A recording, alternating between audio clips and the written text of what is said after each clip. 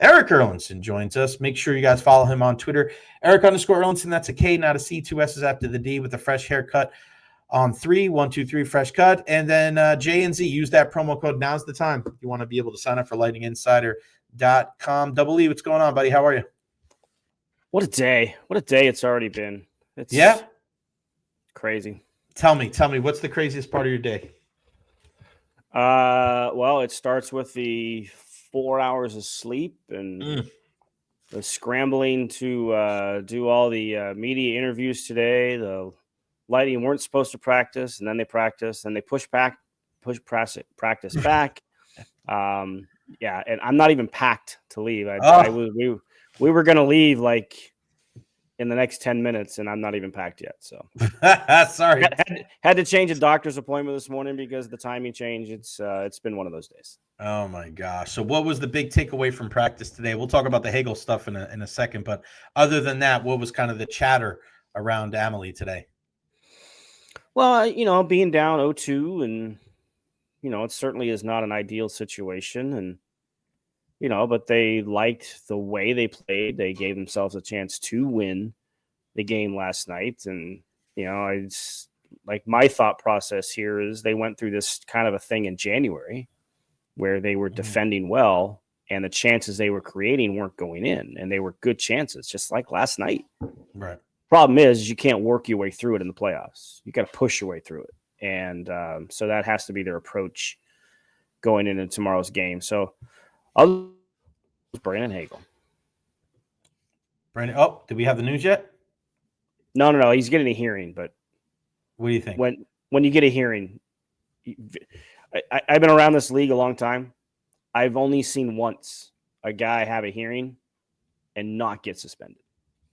Jeez. So the odds of him only getting a fine out of this, we'll see. I mean, I think he has a decent argument to make. But my guess is the league won't buy it, and he's probably going to miss Game 3. What goes into that? Before I get your opinion on the hit, because I've been very vocal, and I tweeted out last night, definitely going to be in the Tampa Bay minority here, but that was a totally unnecessary hit by Hagel and the right call extending it to a major. Bolts Nation would want that call if it happened to Kucherov or Point. Erik, I posted that at 9 p.m. It's got 29,000 views. The majority of them are unhappy Lightning fans and Florida Panthers fans that finally have a new follow from the Tampa Bay area. They love me now. What is your... That'll change. Yeah. Oh, yeah, of course, because just read the rest of my timeline. But before your opinion on the hit, do you think that them upgrading it to a major and them making that decision so quickly, because the review did not take long, how does that help or hurt or just affect how the league looks at it altogether? And that process, when they talk about it and when they analyze the hit, is that just the referees making that call? Is there any type of discussion with the league or in Toronto when that happens on the ice last night? Ultimately, it's the referee's call. I don't think in those situations they could be in contact with the war room. I don't think so, though. But ultimately, it comes down to the referee. And, maybe sometimes the referees are just looking for a clarification of the rule and the interpretation.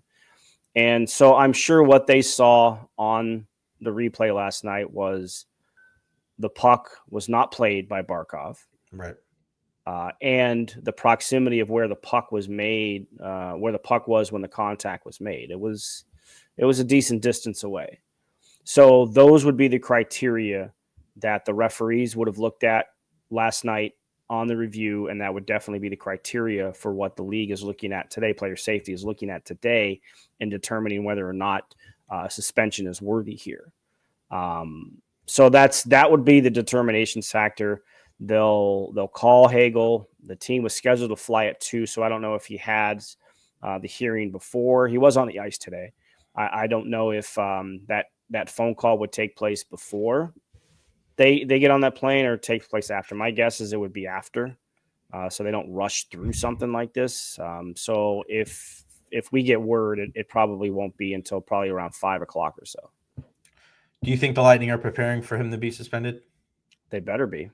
Yeah, they have to. I mean, we know how it works. Like I said, the one time, ironically enough, the one guy who did not get a suspension after a hearing was Tom Wilson, who made an argument, and in the explanation from the league, they bought it. However, bought it, whatever he was selling, like however you want to phrase it. They rationalized that made sense for Tom Wilson, and that's why for me in this case, when you look at it on tape, obviously it looks bad. I mean, it's a late hit. It's contact into the boards, but it's shoulder to chest, so it's not a dirty hit. But when you look at it, and this is probably what Hagel's argument's going to be. When you look at that in real speed, you don't know if that's McDonough that touched the puck or Barkov that touched the puck, right? Like both their sticks are right there, and they're both kind of being used in the same motion, trying to push the puck forward. McDonough got it, Barkov didn't, so he didn't touch the puck, so that's why it's interference, right? And the reason it was upgraded is because they felt it was so late. But if I'm Hagel, and if you look at the angle of where he's coming from, I don't know that he could determine who touched the puck or not. And maybe that's where the onus has to be on him. If you don't know, you don't make the hit. Right. That's where I'm at. That's where I'm at with that thing. But like, this is playoff hockey. And if he doesn't finish an opportunity like that, and he could have, like if Barkov, and remember, he's making this decision in a split second, fraction of a second, right? And the players know. So I think that's probably what Hagel's argument would be to the league, and we'll see if they can buy it. That they probably won't. Again, he's getting a hearing. He's probably getting suspended. The thing that I look at too, how did the Florida players react to it? Nobody ran at Hagel after that. Nobody came to the defense of their captain as he's lying down. So I'm not even sure the Panthers thought it was that bad of a hit. Yeah. Right. So sometimes the players on the ice, because how many times do we see players come to the rescue or come to the defense of a player after what they feel is a bad hit, even when we know looking at it, it was a clean hit. So the fact that nobody in a very spirited game even gave Hagel a look. Now there was a lot of chirping going on for sure. Yeah. But I mean, the Panthers didn't even react like they thought it was a terrible hit. So yeah. But again, it doesn't matter what you think. It doesn't matter what I think. All that matters is what player safety thinks. And based on everything that I've learned through my years, Brandon Hagel will not be available for Game 3. I'd be surprised if he's only gets a fine out of this. Yeah, one thing that I was keeping an eye on that whole thing was that, like, it happened away from the eye side. Like, it happened because I think you already went downstairs by then, right? At that time. So it happened like right in our in our path, right? Where we're lucky. We're lucky. Like, when things happen in that corner, we have the view, and I saw it clear as day that McDonough got the stick on it. Barkov was trying to pick it up, and as soon as the hit was made, I turned to Chief and I go, "That's going to be 5." And he goes, "No way." And I go, "It's going to be 5." And they reviewed, and when the review went by quick, I was like, "Oh my God." And the thing is that the puck was around the board so quickly that everybody else was following the puck. So I don't even think, and remember, the Panthers only had 4 guys on the ice at that time too. So they're only 3 guys actually on the ice then outside of the goalie. So those guys are looking at the puck. They aren't necessarily looking at what was happening in that opposite corner at the time. And there was some of the guys that were actually going in that direction to say something to Hagel, but by then they were already taking him off. So they didn't even really have a chance, the few guys that they had on the ice, to be able to go over there and say or do anything. But do you think it had anything to do with Hagel being hit by Verhaeghe? Because I think that one of the hit from Verhaeghe on Hagel was bad. And whether we agree or disagree, or whether the league disagree, part of the reason why it was upgraded to a 5 was because Barkov is a big man and he was down on the ice for a considerable amount of time. The reason why they didn't even review Hagel's hit from Verhaeghe, which was a clear boarding call, if Hagel stays down for a good 60 seconds, they're going to the monitor and checking for 5. But he got right away, and you pointed out to me, Jay, he's barking and he's talking to the other team. Like, part of what happens at the end, whether it's fair or not, that has something to do with it too. I think the temperature of the game had, that factors in. And again, and Brendan Hagel's an emotional guy. Like Right. he wears his heart on his sleeve. So I think that making that decision in that fraction, I think that factors into it. Right.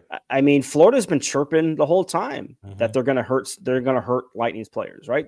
We've seen them make runs at Kucherov. We've seen them make runs at Hagel, at Point. I mean, they're making runs Right. at Tampa Bay's best players.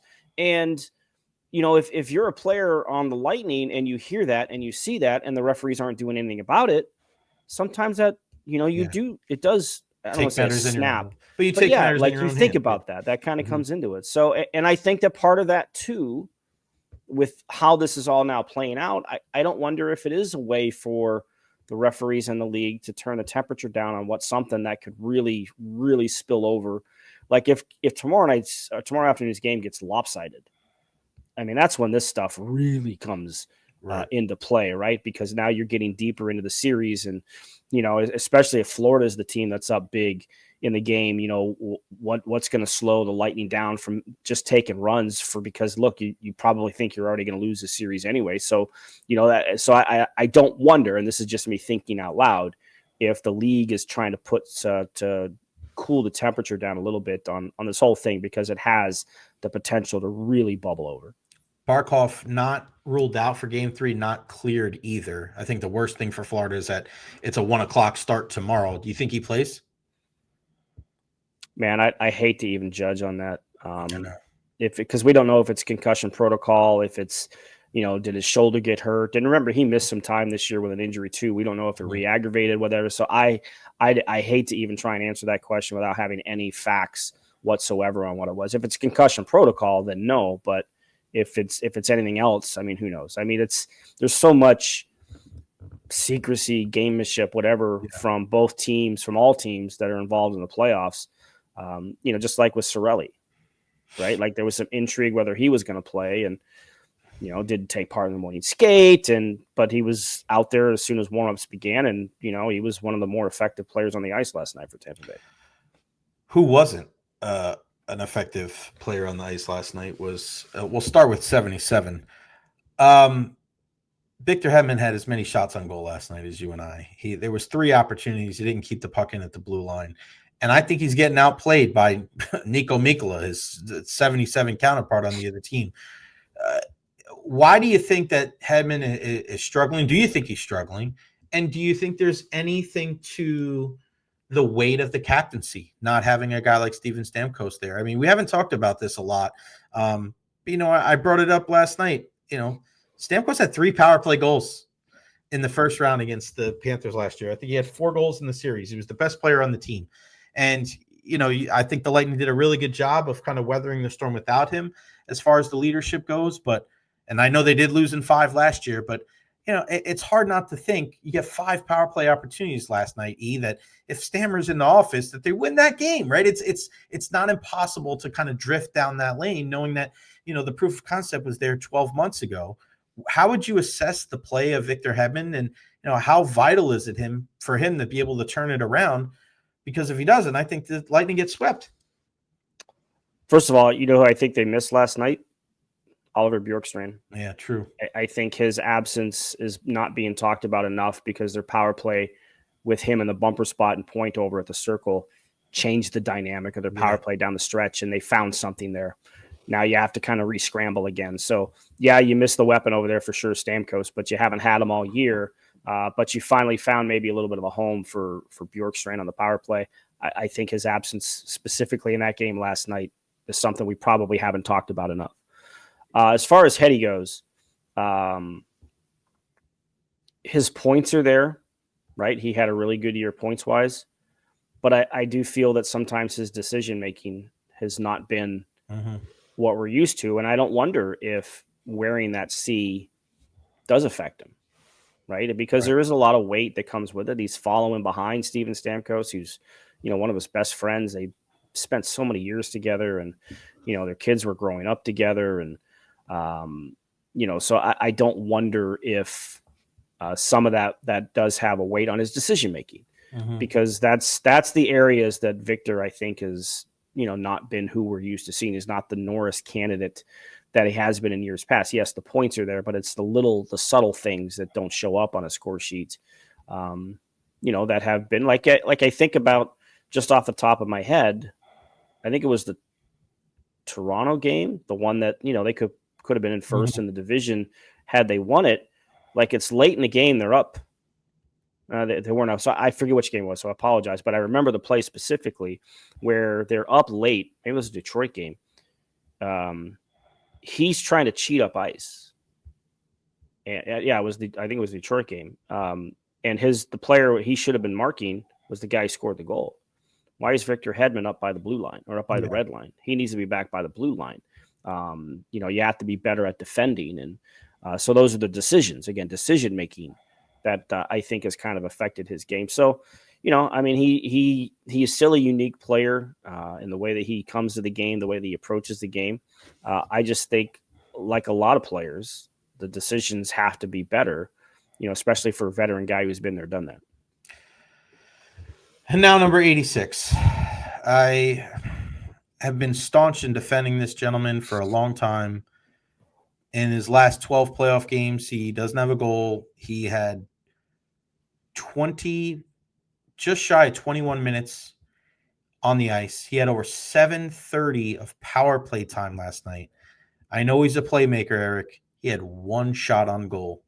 And this is a guy that is, again, back-to-back Art Ross trophy. But I cannot be less impressed with what I've seen from him in the last two playoffs. And when you have Glenn Denning out there with two bum shoulders, when you got Cirelli, who's severely compromised, we can tell. I mean, he played fantastic last night, but we know he's not 100%. A lot of guys aren't 100%. But the Lightning can't do anything.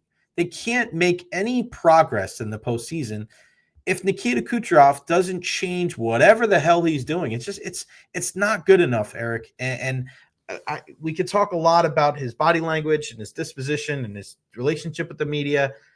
He's never going to win a good guy award in the media. Like, it's fine, whatever. But we're okay with it because he scores 120 points a year. And if he's not doing that on the grandest stage, I mean, there's just no way for the Lightning to be able to compete, not just in this series, but against any team in the playoffs. I don't know. I think it gets overblown a little bit. Yeah, you need your best players to be your best players. If Braden Point scores that goal from the hash marks alone last night, probably not talking about this. If Jake Gensel scores off the post with a wide open net less than a minute in the game, we're probably not talking about this. He gets a lot of attention. Florida knows how to defend him. They know how to frustrate him. And I think that's what they're doing here. So he has to work his way through that. He has to find ways to get open. For